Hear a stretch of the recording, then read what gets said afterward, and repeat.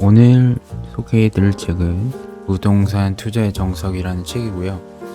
저자는 김원철이고 출판사는 RT, 페이지는 298페이지입니다. 저자 김원철 씨는 상당히 고수입니다.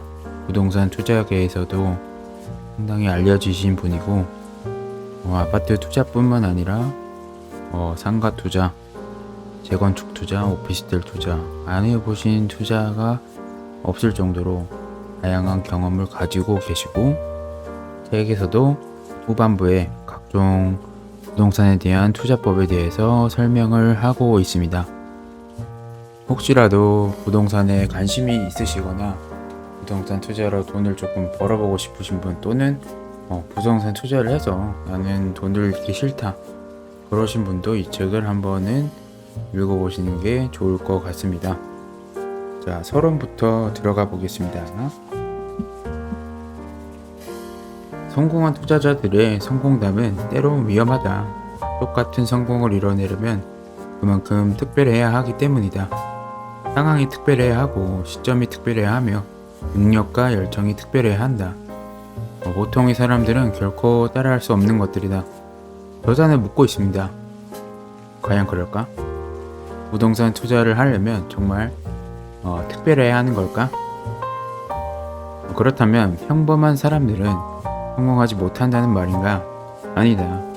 이렇게 말할 수 있다. 보통의 지능과 보통의 열정, 보통의 시간, 보통의 능력을 갖고도 성공할 수 있는 법이 여기 있다. 스스로에게 물었다. 진짜로 돈을 벌고 싶은 목적이 무엇이냐고. 나의 내면을 잘 들여다보니 부끄럽게도 잘난 체 하기 위해서였다. 남들에게 나 이만큼 있다, 대단한 사람이다라고 보여주고 대접받고 싶어서 돈을 더 많이 벌려고 했던 것이다. 그래서 결론을 한번 내려보자. 부동산을 필요로 하는 사람들 사이에 내용상의 변화는 있을 수 있지만 외형상으로 드러나는 그 숫자만큼은 확실히 증가한다. 그리고 주택을 구입하고자 하는 사람들이 계속 늘어나는 이상 주택을 공급해야 한다. 그렇죠. 사실상 지금 전체적인 공급 지수를 봤을 때 서울이나 경기도, 지방 모두 다 할 거 없이 매우 부족한 상태입니다. 대구는 조금 공급이 많은 상태고요.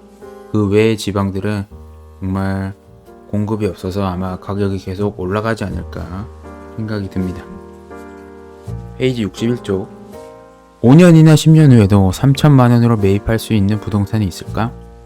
이렇게 질문하는 사람이 10년 전에도 있었으며 지금도 여전히 있다는 사실만으로도 답이 될 수 있을 것이다. 이처럼 부동산의 매매가와 전세가 차이가 적은 현상이 벌어지는 가장 큰 이유는 부동산 매매가가 올라가면서 동시에 전세가도 계속 올라가기 때문이다. 또한 부동산은 화랑과 불황을 반복하게 되는데 불황이 있기 때문에 이렇게 투자할 수 있는 부동산이 만들어진다. 그래서 보통 이제 사람들은 전세가가 떨어지면 어떡하냐 이렇게 걱정들을 많이 하십니다. 모든 지역 모든 주택의 전세 보증금이 오를 것이라고는 말을 할 수 없다. 그렇기 때문에 투자를 할 때는 핵심적인 지역을 선정해 공략해야 한다. 핵심 지역에 위치한 부동산의 전세 보증금이 어떻게 변화했는지 잘 살펴보면 1997년부터 2016년까지 전세가가 하락했던 적은 단 한 번도 없었다는 것을 알 수 있다. 바로 IMF 직후다.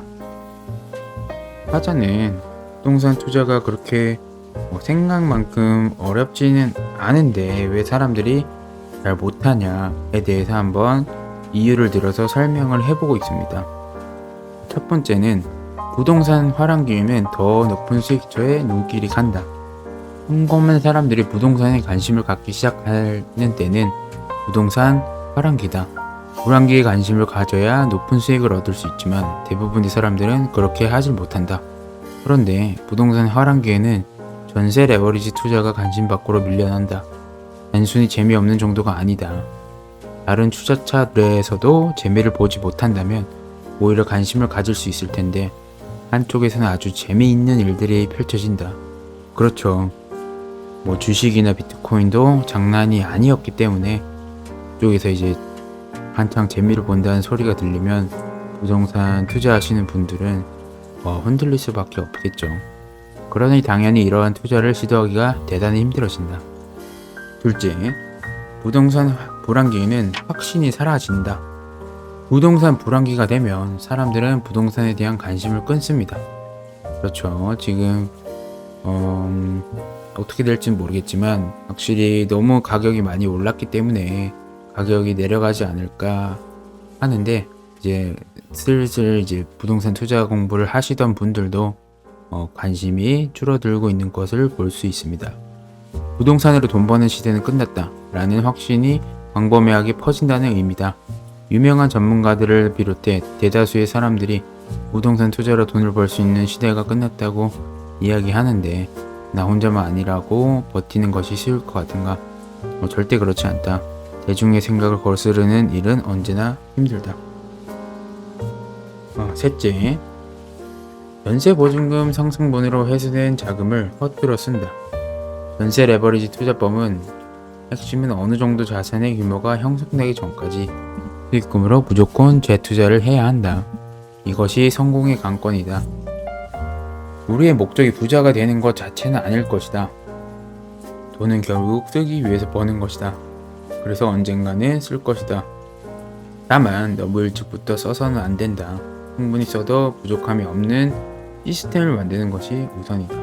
그래서 저자는 시스템의 중요성에 대해서 강조를 굉장히 많이 하고 있습니다.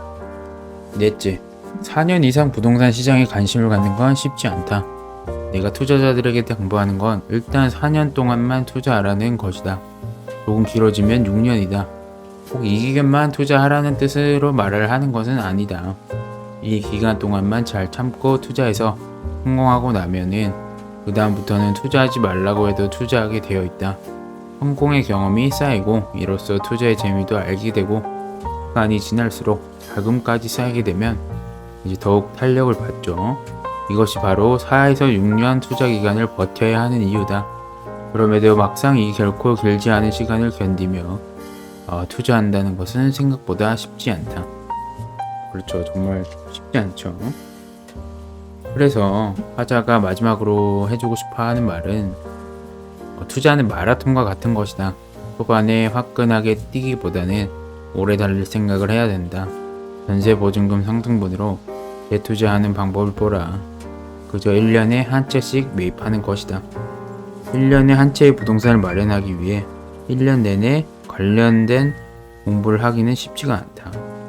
1년, 2년 정도는 할 수 있어도 3, 4년째가 되면 언제나 그랬냐는 듯이 무심해지기 쉽기 마련이다.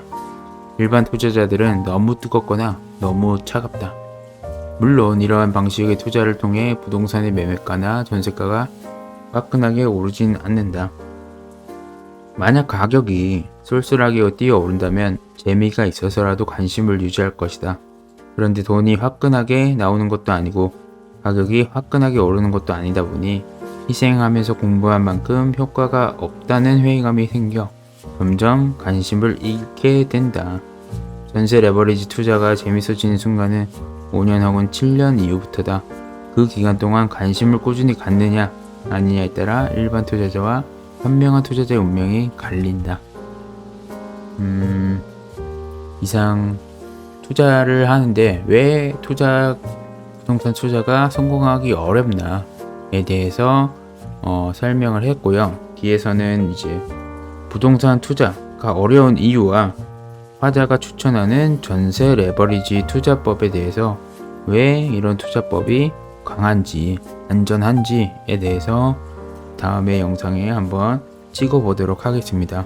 혹시라도 도움이 됐거나 유익했다면 구독과 알람 설정 한 번씩 해주시고 제 블로그도 있으니까요. 혹시라도 이런 것들을 줄글로 쭉 보고 싶으신 분들은 제 블로그에 오셔가지고 한 번씩 쭉 읽어보시는 것도 괜찮습니다. 그러면 다음 시간에 뵙겠습니다.